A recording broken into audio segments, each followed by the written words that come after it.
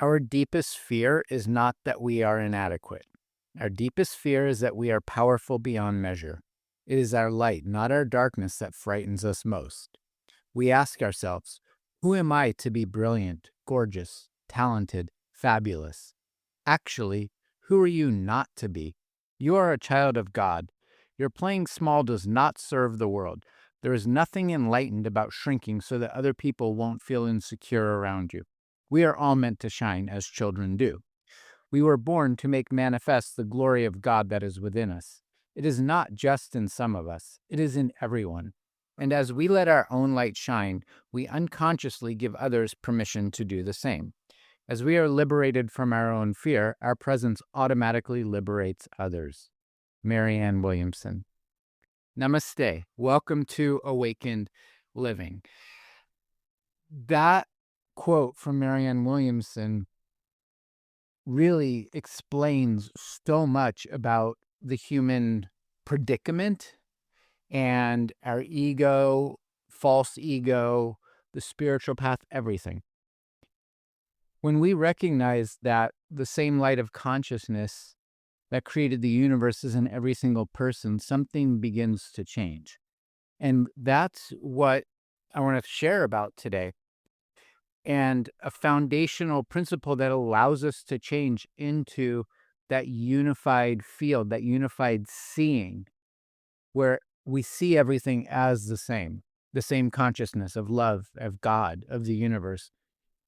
We need something, and that something is called humility. And it's something that I think many of us think we understand until we actually really get humbled or look at what it means to have true humility. For a long time, I thought humility was making yourself smaller, to not draw attention to yourself, even putting yourself down or minimizing the gifts that God gave you, to become invisible, to become nobody. And there's a difference between truly becoming nobody, a zero, where when you truly become zero, you become a hero, you become everything, as Amma would say, and making yourself invisible so that your light doesn't diminish someone else's light. And that's not humility at all. Humility has nothing to do with self-rejection or low self-esteem, or even egoically saying that you have low self-esteem, because there's ego in that too. And it's also not pretending that you're less capable than you actually are. Humility, as I've come to understand it, is more of a willingness to see ourselves and to see others clearly without distortion in our mind. And as William Blake said, when the doors of perception have been cleansed, everything appears as it is infinite. We see the unity in that. But our doors of perception are greatly polluted for so many reasons. Though when we can actually cultivate true humility, we develop a capacity to meet reality without filtering it through the needs and the demands of our ego. And in that, we can learn. It's in that true humility there, it's the willingness to remain open so we can become teachable, to remain open, to actually remain human or become human, actually. And I've reflected on this in my own life. And really, some of the greatest moments of growth for me, I would say the greatest moments of growth for me have come through epic failure and through absolute uncertainty, analysis paralysis, and through really getting everything terribly wrong and making huge mistakes. Because through all of that, that was the path to being humbled. A few years ago, when I was in India, I gave a satsang in front of my guru where I made a statement. I said, he who speaks does not know, and he who knows does not speak. It therefore goes without saying that I obviously don't know. Those were my exact words. And I then went on to give a lengthy satsang. If I really wanted that point to be exemplified, I would have stopped right there, but I didn't. I gave this long satsang. And so there was definitely some ego in that statement. Maybe there was a lot of ego in that statement. Maybe I was just trying to be smart and funny. But from that point on, my life started changing in ways that the universe would make sure that I learned those words. I embodied those words because everything I thought I knew started falling apart very systematically. So systematically that it was only arranged by God, the universe, the Guru's grace. Everything that I thought was stable, including my closest relationships, the home that I lived in, the career path that I thought I was on, started dissolving rapidly in front of me and in very tumultuous ways. So life has a remarkable way of teaching humility. Sometimes it can come gently and sometimes not so gently. I have a big ego, so I needed it like Kali's sword, not so gentle, I guess. But if we're really paying attention, like really, really paying attention, those situations can really become the greatest teachers and the most potent medicine available to us. And that's really one of the reasons why humility matters so much. Because it's in that we get to recognize our shared humanity. Because every person you meet is carrying a story. I've never met a person who has not known heartbreak.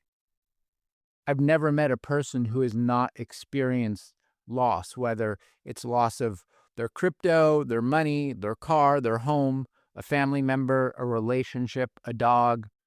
I've never met a human who has not experienced loss.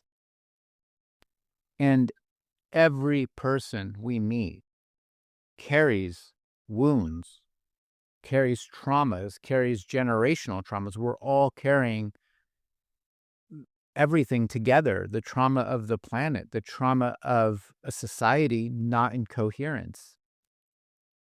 Every person we meet has fears, insecurities, hopes, disappointments. And this is the work of the ego. The ego loves separation.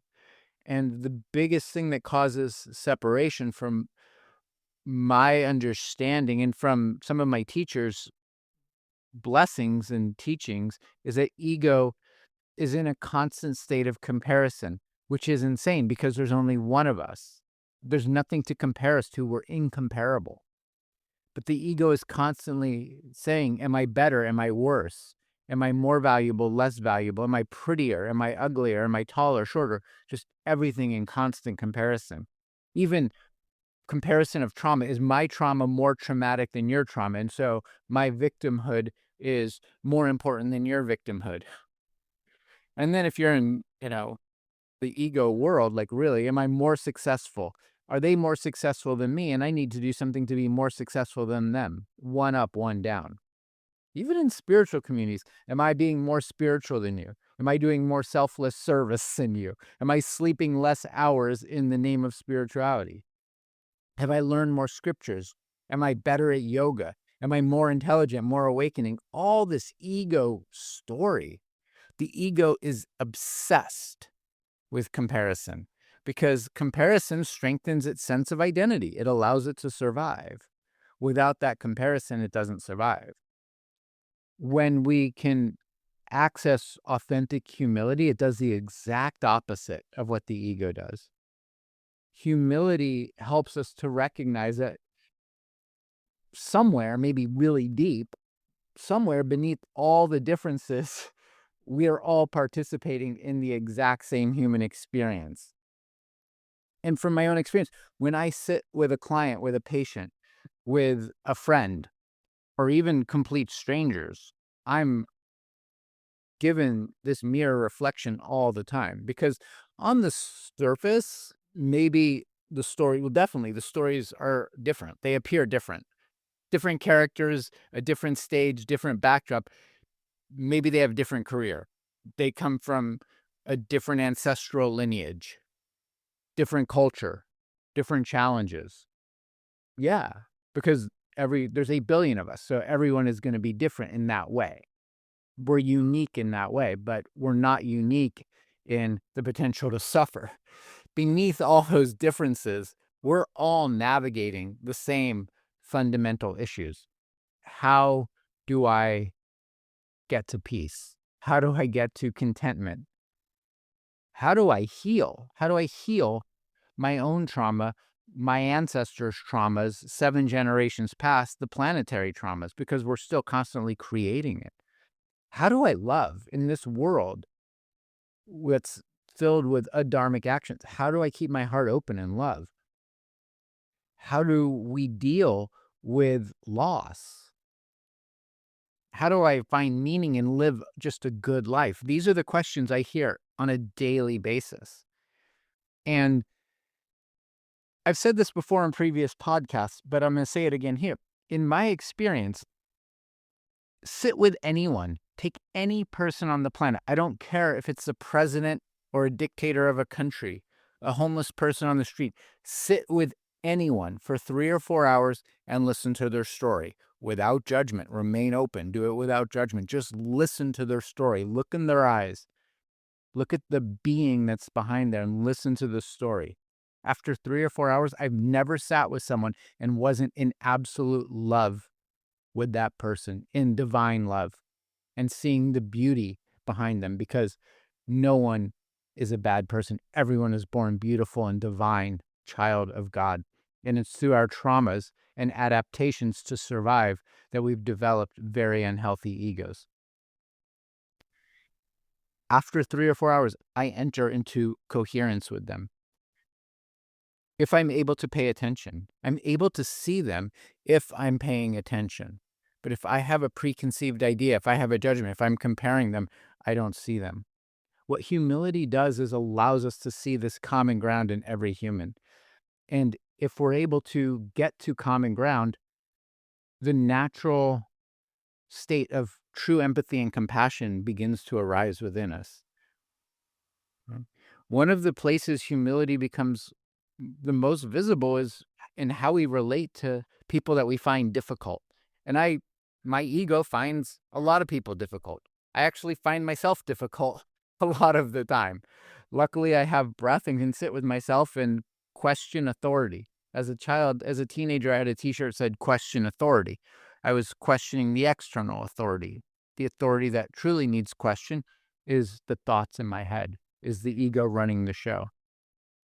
But really, just think about someone who frustrates you or whose behavior might trigger you. Anyone in your life who seems selfish or maybe arrogant, controlling, insensitive, reactive, all these things, the mind immediately goes to judgment and criticism. The mind loves to create a story around them so we feel safe. They're the problem. They did this thing. They said that thing. They offended me, blah, blah, blah, blah, blah. Whatever the mind wants to create. It has nothing to do with us because we're pure and we're holy, right? Humility offers a whole different perspective. Compassion, empathy, love. If we're trying to live an awakened life, we need to look at it from a whole different perspective. What happened to that person? Why the pain? In addiction, in recovery, we don't ask why the addiction. We ask why the pain. What happened to that person that they're carrying so much pain with them? And what experiences shaped the current belief that they have, the current actions that they're doing, the current words that they use? What are the subconscious or unconscious programs that are influencing this behavior? And I want to be clear that that doesn't mean we put ourselves in unsafe situations. It doesn't mean we abandon our discrimination and discernment. I'm talking about mindful discrimination, not discriminating against someone. We need to have mindful discrimination. We need to have discernment. It doesn't mean that we tolerate abuse. We must keep those healthy boundaries. That's essential. But what we can do is move beyond judgment into understanding, into comprehension. And that understanding opens the doorway into compassion. And really, one of the great insights of Vedic and transpersonal psychology is that almost all of human behavior comes from the unconscious. Even, Carl Jung, he made a very profound statement, which is pretty much based off of Vedic psychology anyway. He said, until we make the unconscious conscious, it will direct your life and you will call it fate. And that keeps us in a victim mode. Remember the saying, hurt people hurt people. But in the Vedic psychology, the samskaras, the latent tendencies that have been programmed into us, most people function from those samskaras. And then we, like Carl Jung said, we call it fate, but we're not helpless, victimized creatures. We just need to bring those unconscious patterns to the surface. I mean, really, people are most often acting from wounds that they don't even recognize. In modern psychology, modern neurology, neuroscience, things like this, the estimate is that 90 to 95% of our actions, our decisions, our thoughts, our emotions are coming from the subconscious. The subconscious mind is the part of the mind that basically is our autopilot. The conscious mind is the part that we're actively aware of. It's awareness itself for the most part. But that only runs the show 5% of the time. Most of the time, we're running the subconscious. And even when we are in the conscious, it works much slower than the subconscious. But there's a reason for that. And it's not that the subconscious is bad. It's actually, we have to have it because that's the autopilot, right? It works with thousands of processes effortlessly, and that allows us to function in the material world. Just like the ego isn't inherently bad, we have to have the ego. That's the operating system. But the problem is when it's in control of us versus us using it in a healthy way. But the subconscious mind, these processes, it includes breathing, our heart rate, our memory storage, even our automatic reflexes like walking or something like typing or driving. All the processes in the body, the trillions of processes going on, are doing it on its own. Okay. But the subconscious, it learns through repetition and then runs on these pre-programmed habits. We need that. It's absolutely essential. What the conscious mind does for us is allows us to be in the present moment. It handles the present moment. It's responsible for active thinking. It's responsible for logic, problem solving, to some extent our willpower. Okay? And the conscious mind can only process a fraction of all the information that comes in. Okay? The subconscious mind can process thousands of bits of information, but the conscious mind can process only a fraction of that information. And we need it for making new decisions, for planning, for overriding those old subconscious habits. Okay. But the reliance on the subconscious is an evolutionary feature. We need it. The brain, literally, our brain processes millions, if not billions, of bits of information in a second. If our conscious mind had to actively think about every single sensory input, every breath, every step it takes, we'd overload. It would collapse. It would crash the whole system. When we learn a new skill, like playing an instrument, it requires intense conscious focus. But once we master the instrument, once we master whatever it is that the conscious mind is focusing on, that skill is transferred into the subconscious mind. It's stored in the hard drive. And that frees up the consciousness, it frees up the awareness to think about other things in the present moment. So it works together, but if we're functioning from the subconscious, versus the conscious, life doesn't go so well. Hurt people, right? So an angry person, when we're in the subconscious, what happens is we go to these default mode networks. So an angry person, the subconscious is protecting some kind of hurt. A controlling person is most likely protecting some kind of fear.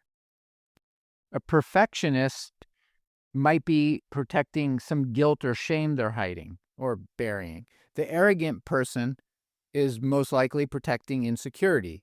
The avoidant personality type is often protecting their vulnerability. So if we can see these patterns, when we begin seeing this, our relationship with ourselves and with other people has the potential to change.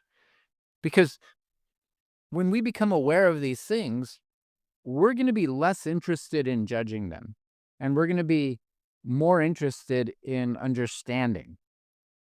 And we're going to be more interested in connection. There was a great mystic saint, Saint Francis of Assisi, and his prayer, I'm only going to tell part of it, but his prayer is profound. It exemplifies this perfectly. It says, "O divine master, grant that I may not so much seek to be consoled as to console, to be understood as to understand, and to be loved as to love. For it is in giving that we receive, it is in pardoning that we are pardoned, and it is dying that we are born to eternal life." I don't think he meant physically dying. I meant the ego dying, the small self dying. We expand our consciousness, we expand our heart to include everyone, because ultimately, there is only one of us. We are everyone. And that's from, if we look at Vedanta, one of the central teachings to Vedanta is that there is Brahman, the supreme consciousness, who literally from her own dream created all beings and entered into every being. So this is that. And that our true nature, our essential nature of every human being is pure awareness. And in that awareness, it's bliss. It's what's called Satchitananda, pure bliss awareness. In that there's zero separation between anything. Every person is yourself. And there's another concept that Vedanta teaches, is that Jiva is Atman. Jiva is the individuated self. Atman is the supreme self. And ultimately, it's only due to misperception that we think that's separate. But the Atman is the unchanging witness of all experience. Everything you've ever been through, every body you've ever had, your 5-year-old, 15-year-old, 30-year-old, 80-year-old self, you're always there. Everything is changing, but you're always there. So it's identifying with the unchanging witness. When we identify solely with the ego, the personality, when we think that we're our opinions or our achievements or our roles, the story, there's one option for us. That's suffering, because we're identifying with this changing world. All of those things change. Life changes. Everything changes. That's the only constant. And that's ultimately the meaning of Maya. Maya doesn't mean it's not real. It just means it's not eternal. The body is going to change. Our relationships are going to change. My mind is changing all the time. Careers will change. Our beliefs will change. Our circumstances will change. The weather is going to change. The seasons will change. Everything changes. What is behind all of that is awareness. That's what remains. And so that's what true Vedanta, the path of knowing, and then the end of knowing, and then that leads us to being. But Vedanta, the Atmavacharya, the self-inquiry path, is given by Ramana Maharshi, really asks us to humble ourselves and ask essential questions. Who am I? Who am I really? Who am I when I don't have a body? Who am I beyond the ever-changing circus of the mind's thoughts? Who am I without the success or the failure? Am I my success and failure? Am I my reputation? Am I the image that I project into the world through filters on a screen? We're none of that. But we have to investigate that. It doesn't help to just understand that intellectually. We need to have that tangible experience. And that comes through deep investigation. And the more we do that self-investigation, that self-inquiry, the more we discover that almost everything that we defend so fiercely is temporary. And if we really do that honestly, it's beautiful. I mean, it's really, really beautiful. The heart softens immensely. We don't need to protect ourselves anymore. We don't need to be special anymore.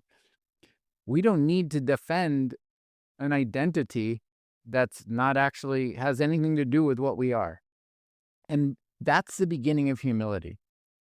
Not because we've become smaller, but it's more because we're actually recognizing that something infinitely larger, something actually incomprehensible by the human mind, is way more valuable and way more important than our personal story of a few years.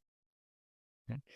In the Vedic text, the Bhagavad Gita, Krishna tells that he actually says, he uses this word amanitvam.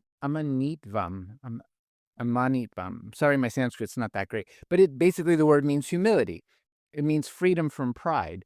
And basically he says that wisdom begins when our pride falls away and the ego stops demanding honor. And so what Krishna is saying is that to understand the self, we need to start with humility, not self-importance. To understand the self with the big S, okay? And this is literally Krishna, who's the incarnation of God. The very first most important quality that humans can develop is humility. That comes before everything else. Because humility creates the conditions where both knowledge and wisdom can come into us.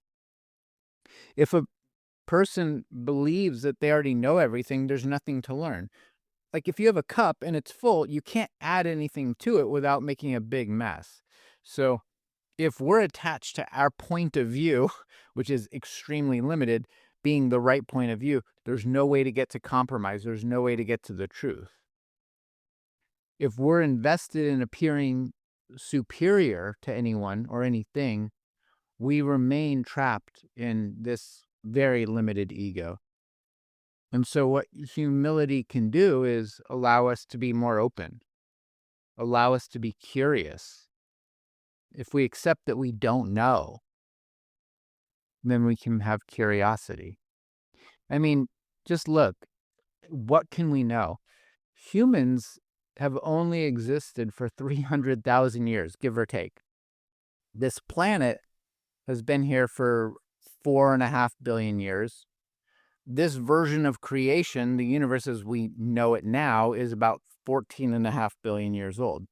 Now, planet Earth is a small planet in a solar system. So our solar system is a very small solar system on the outskirts of a very small galaxy called the Milky Way.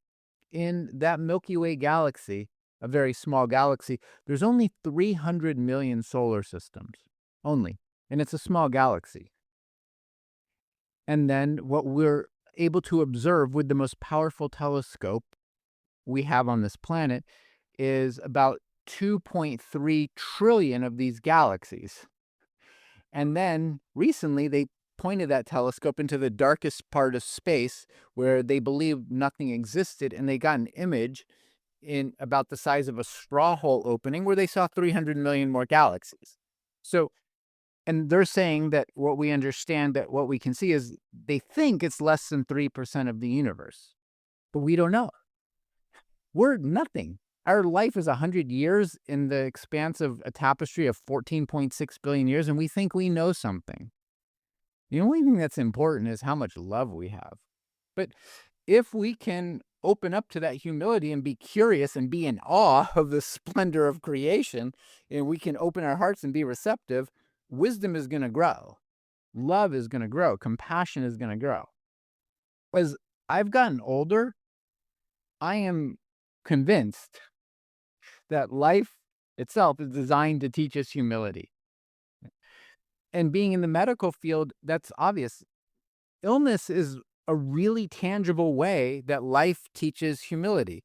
And I'm faced with this all the time. This is my job, is to help people through illness, whether it's physical, mental, emotional, or spiritual. The only real spiritual illness is that we forgot who we are. That's really the only fundamental problem we have, is we don't know who we are. But so many people, most of us, myself included, move through life assuming that we're in control. I'm very quickly learning that I'm not. Okay. But the most tangible way of understanding that we're not in control is when the body suddenly out of nowhere reminds us that we have no control, whether it's through the doctor giving you an unexpected diagnosis, an infected tooth that demands a root canal, a physical injury. You're just happily walking along and your ankle turns and now you have a broken or sprained ankle. Physical, mental fatigue appears. In this world, inflammation is on the rise, inflammation and pain. Something in our body changes that we didn't agree to, and we think we're so powerful and so in control. And all of a sudden, we realize that all of our plans, all of them, depend on factors we have no control over, or not very much control over. Okay? In the Ayurvedic naturopathic field, I have seen this repeatedly over and over and over again. I've worked with so many people who believe that they could manage every variable in life, and then illness came. And while nobody welcomes illness, so many of these people later describe it as a wake-up call, a turning point in their life, because what it did was help to strip away all the distractions, all the things that weren't important, and it really helped them clarify their priorities. And one of the things that I recommend everyone do, regardless of your health condition, is have a gratitude journal. Write 3 things down every morning, every evening that you're grateful for, because especially when things aren't going our way, it deepens our gratitude for how blessed we actually are and what we have. And when we are in pain, I'm not recommending or encouraging anyone to be in pain, but if you are, that helps to increase our compassion. I've had points in my life, I had typhoid fever, like almost on the deathbed, well, really on the deathbed in 2004, and I was completely helpless. And that created deep compassion in me. That was one of the greatest teachers of my life, almost dying. I've had several experiences in my life where I've actually died. Like, I turned blue, my heart stopped beating, there was no breath, and I went to somewhere else. Coming back, that leaves you changed, that gives you compassion in a way that very few things do. Watching people you love die, having friends at very young ages, just out of the blue, get up and die. Okay? It creates compassion. I'm not encouraging that anyone die prematurely or in harsh ways, but if you do and you're able to return, it creates something different in you. Okay? And what that does, whether it's illness or dying or feeling like you're dying and having everything ripped away, it reveals what truly matters. These experiences are the guru. They are the teacher. They remove the darkness and show us the light. And I'm not saying suffering is good, not at all. Pain is inevitable, but suffering is avoidable. But if you are suffering, if we can suffer consciously, it breaks through our illusions very quickly. Aging is another one. Aging teaches humility in a very similar way. When we're young, it's very easy to identify with our appearance and our strength and vitality and our productivity and achievements. And it's not just easy to identify with those things. Society is encouraging us to identify with those things. Our current model of society is literally an ego-creating machine. Okay? Then, through whatever experience life needs to give us, it gives us the mirror to look within. Whether it's the body changing, our energy levels changing, the things that we once took for granted changing, all of that invites us to look within. and to really look at who am I beneath all of these things. And, we live in a world where what we produce determines how much our value is, and that's insanity. That's total insanity. Okay.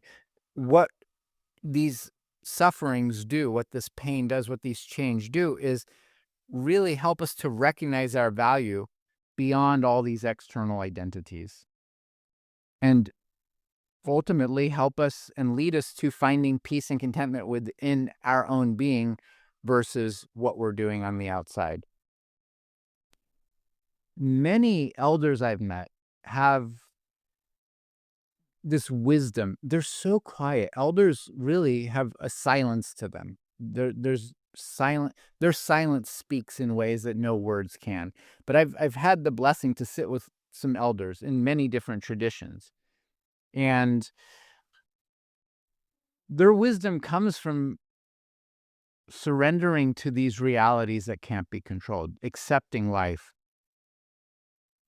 And aging actually reveals a presence more than any words, more than performance. Like, really, if we're aging with wisdom, like, I've sat with Native American elders who didn't say anything, and it was so profound. Sitting with enlightened masters, they don't need to say anything, just being in their presence. It's marriage also is another great teacher for so many people, because relationships expose us in ways that almost nothing else can. Aging and relationships. Both of those are mirrors, so we can see very clearly who we're not, where we're not, what work we have to do on ourselves, inside of ourselves. That is, if we're conscious. If we're conscious, we can use both aging and relationships as a path of awakening. And with relationships, in the beginning of a relationship, everyone idealizes the version of the other person until reality arrives. And those differences start to appear. And if we don't resist the differences, and we can use those resistances in a very healthy way, because those differences can create a polarity that creates sparks. And it creates sparks throughout our whole life that not only keep a fire alive, but that fire spreads, that fire of love. If you see couples who have been together a long time and that spark is still there, it's contagious. Who have been together 30 years, 40 years, and they're still in love, they're still best friends. It's not that they never have problems, but they use the relationship as a way of growing. But most people are not emotionally regulated. Most people's emotional intelligence is very low. Most people's erotic intelligence is very low. And I'm not talking about eroticism as lust. Erotic, eros, the love that is from the universe, the love that created the universe. So whatever it is in life, if it's our job, our relationship, our self, our scenarios, our bills, when triggers appear, and they're going to appear, they show us the internal wounds. The internal wounds come to the surface. The unconscious patterns come to the surface. And we're given an opportunity, a very precious opportunity, with all of these things. If the ego, needs to be right, we're going to suffer. If we're able to cultivate some humility, what am I needing to learn here? What can I understand here? Every healthy relationship requires humility, whether it's with ourselves, parents, children, neighbors, colleagues. It doesn't matter. It requires some humility. When we're wrong, the willingness to apologize and the willingness to listen to the other person while they're criticizing us, right? The willingness to admit when we've misunderstood the other person. The willingness to see that we contributed to conflict. If there's conflict, there's two people, both people are responsible. Or both people are reactive. If we're reactive, we're just reacting, bouncing off the old triggers, reaction, old karmas. If we're responsible, the ability to respond, then we can have resolution and harmony. But if we don't have humility, any relationship is going to be a competition. But when we have some level of humility, then it's an opportunity for growth. If you're a parent, I would say that's probably you're going to experience a similar thing. Children have a way of exposing our impatience, our expectations, our need to think that we're in control. If you have children, you know this. Like, your children are not controllable. Okay, before becoming parents, I've heard so many parents say that they imagine that they're going to guide their children and that their children are going to be different and they're going to be no problem. They're going to be well behaved and whatever. And then they discover that's not the truth, and that their children are guiding their life. Their children are teaching them patience and flexibility and definitely surrender. And if you're actually a conscious human being, your children are there to teach you unconditional love. Okay. Business partnerships has taught many of us humility as well, because there's moments when everything seems like it's working and going out, and then suddenly things change. You have a disagreement with your business partner. The market changes. Your clients disappear. The project fails. Plans collapse. Or it succeeds way beyond what you ever imagined. Unexpected challenges are going to arise. That's called life. But business, if you run a business or you're in the business of doing business, reveals how attached we are to our outcome. And that's a powerful lesson. We are responsible for our effort, and that's about it. We're not responsible for the results. Another teaching from the Bhagavad Gita is that Krishna says we have the right to perform an action, but the results are entirely up to God. We can put forth the effort, and then we rely on the grace. Okay? That lesson alone, if we're really understanding that, creates enormous freedom. The same lesson appears on the spiritual path. Whether you're in business, in a relationship, on the spiritual path, if you're a human, you have the right to do an action, and the results are up to the divine. So many seekers, so many sadhaks go on the spiritual path hoping to become enlightened. Or maybe you entered the spiritual path just so you don't have to suffer anymore. Some do it to attain some extraordinary experience, some exalted state of bliss all the time. That's not it. Okay. Actually, when you're truly on the spiritual path, most of the time, I would say, if you don't have much karma, maybe this isn't true, but most of us have karma to work through. So when you're genuinely on the spiritual path, it's the opposite of extraordinary experiences and exalted states of bliss. It brings up all the garbage we've stored in the basement to be cleaned out. When we start meditating, when we start doing mantra seva, all the garbage comes up and it stinks and it smells awful, and we have to deal with it because it's ours. We created the garbage, and we're the garbage man that has to clean it up. So instead of becoming more spiritual or pure or holy or whatever it is, what we need to do is become honest. Okay? And really realize that what we need to do is surrender these illusions that we've created around ourselves and stop going after some spiritual achievement. Our souls, for the most part, want to discover what remains when the false identity falls away. That is the purpose of the spiritual path. Our soul wants to know what it is. Who am I? The ego wants to be somebody, and the soul wants to be nobody. Yoga, the word yoga means union. Union of the self with the divine, and the realization that it's not separate. Yoga is supposed to be about supporting the dissolution of the ego and merging into unified field consciousness. I mean, this is hysterical. I find this hysterical to some extent. I kind of get it, but it's also hysterical. So India is trying to make yoga a recognized Olympic sport. And they recently hosted the inaugural World Yoga Sports Championship. Okay. And people from 79 countries came. There was over 500, I think 525 athletes or something like this from 79 countries to compete in yoga. Interestingly, India probably rightfully so. There was 114 different medals that they could win in yoga. I had no idea that there was that many different yoga postures to do. But India won 102 gold medals in the competition they created out of 114. So only 12 people from the other 79 countries got some gold medal. But I think it's actually preposterous that we're having yoga be an Olympic sport where you're getting a gold medal for yoga. Okay. That's like having a humble Olympics. Like, how does that even work? In any case, we're supposed to be surrendering the ego. What would have been really cool is if the gold medalist gave it to someone who didn't win a medal. Okay. That would have been fantastic. That would have actually been a true sign of humility. Okay. But we need it. We're complicating everything. We need simplicity.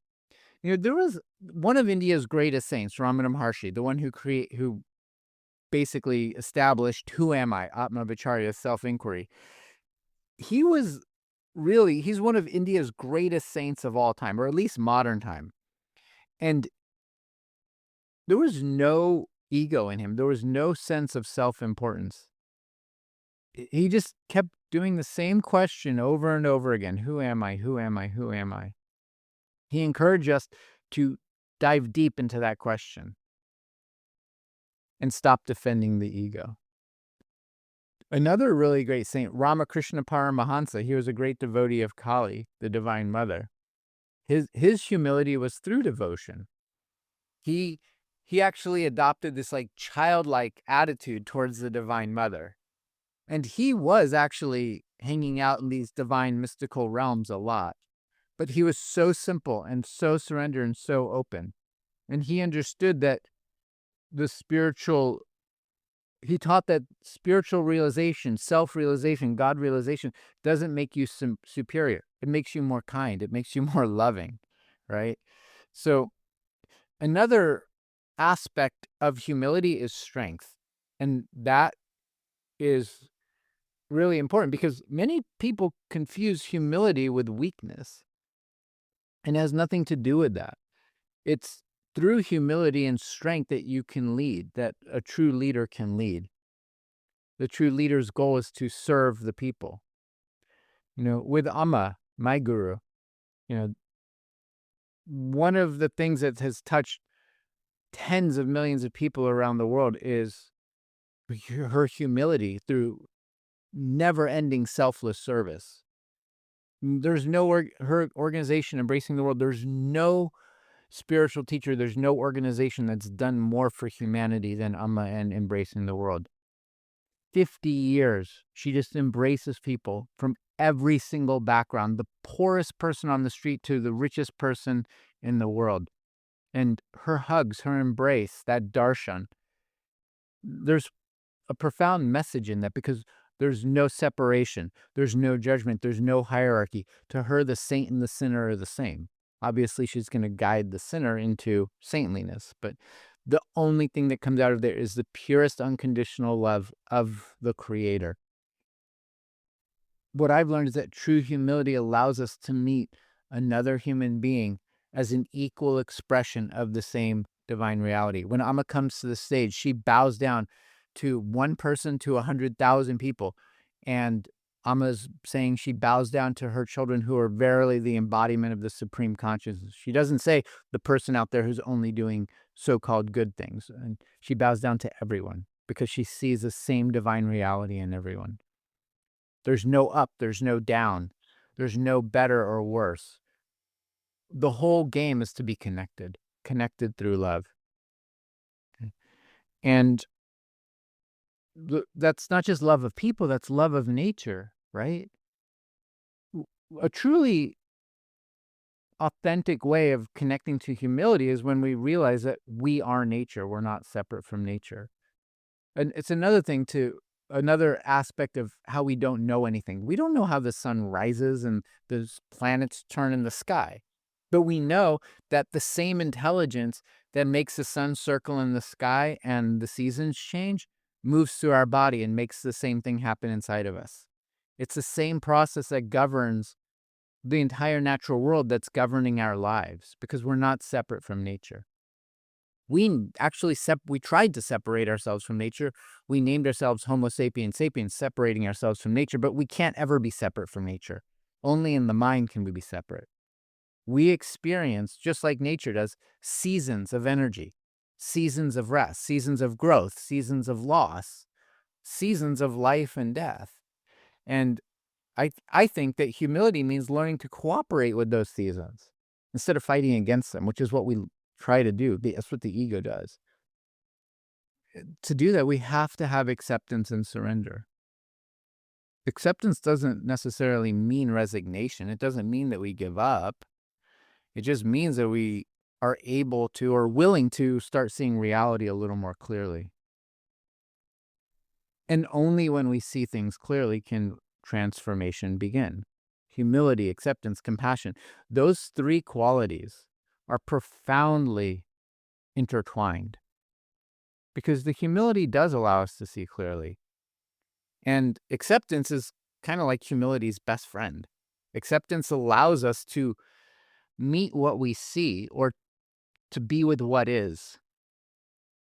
It means meeting ourselves exactly where we're at, being honest exactly where we're at, not where we think we should be or who we imagine ourselves to be in the future, not what society says we are or what society says we should be, not what perfectionism wants us to be, where we actually are, meeting ourselves where we actually are.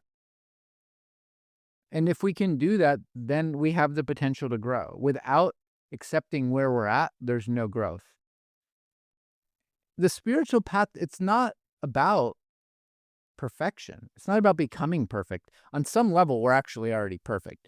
But the spiritual path is really about being honest and authentic. Perfection is actually an illusion. We're perfectly imperfect. And that in and of itself is part of the perfection. So there's only perfection. And if we can be honest and authentic, then every moment, every breath is an opportunity to grow. And humility invites that. Authenticity invites that. And that then opens us up to compassion. And if we can have those, then that's the foundation for health and consciousness. Like St. Francis said, we want to seek to understand, not to be understood. We need to have understanding before we judge someone. We should never judge someone. As Bob Marley said, judge yourself before you judge someone else. If we can remain curious instead of being certain about everything all the time, then we can meet ourselves with compassion, and then we can meet others with compassion. And acknowledging what we know and acknowledging what we don't know, and acknowledging that we don't know what we don't know. We don't know that we don't know something. So being open to everything, trusting life just a little bit more, and defending our ego a lot less. Because like every human being, we have all known joy and we have all known sorrow. And I've never met a human being who hasn't made a mistake. We're all here learning. Life is the school, right? We're all here learning. And if we want to be happy, we want to be peaceful, we want to be content, it's essential that we recognize that everyone is the same. We have a shared humanity and a shared divinity. We all have hopes. We all have struggles. We all have dreams. Humility is not a weakness. It's our strength without the ego, without the arrogance. It's the confidence to meet ourselves and meet others. It's unconditional love without conditions. The ancient rishis tell us that the closer we come to the truth, then we're going to become humble, naturally humble. Because the truth, as the rishis say it, reveals the vastness of existence, the unfathomable, eternal, infinite existence. Humility and truth supposedly reveal that great mystery within us. and it reveals our shared humanity. It opens our heart. That's the most important thing, an open heart. And an open heart, a humble heart, remains teachable. A humble heart is filled with compassion. A humble heart it allows us to be open to the grace that's always there. We block the flow of grace with our ego, with our defense mechanisms. The universe wants to shower grace on us. We just need to stop blocking it with the umbrella of ego. So let our intentions and our prayers be, may all beings be peaceful. May all beings be healthy. May all beings be free from suffering, and may all beings know their true nature. And let's try to remember that we don't need to be perfect. We don't need to know everything. We can't know everything. We can barely know anything. Okay? We don't even need to know love. We can't know love. We can only be love. Love is our nature. In love, no one needs to be superior or inferior. We only need to open. Open to learning, open to the truth, open to love, opening to ourselves. So thank you for spending this time with me. And I hope that there's something in there that inspires you. And may your individual journey continue to reveal the extraordinary beauty hidden within our shared human experience. And may humility deepen our wisdom and compassion guide our life. Before you go, if you've been curious about Ayurveda and want to actually understand your body and start applying it into your daily life, I built the complete Ayurveda course for exactly that. It contains more than 30 years of education and practice distilled into 50 lessons, with over 10 hours of content, guided meditations, personalized assessments, and so much more. It's designed so you'll feel real shifts as you go through it. You'll experience more energy, better digestion, increased mental clarity, and a deeper sense of balance. Lesson by lesson, it's all there. So go to Nibodhi.com/courses to learn more.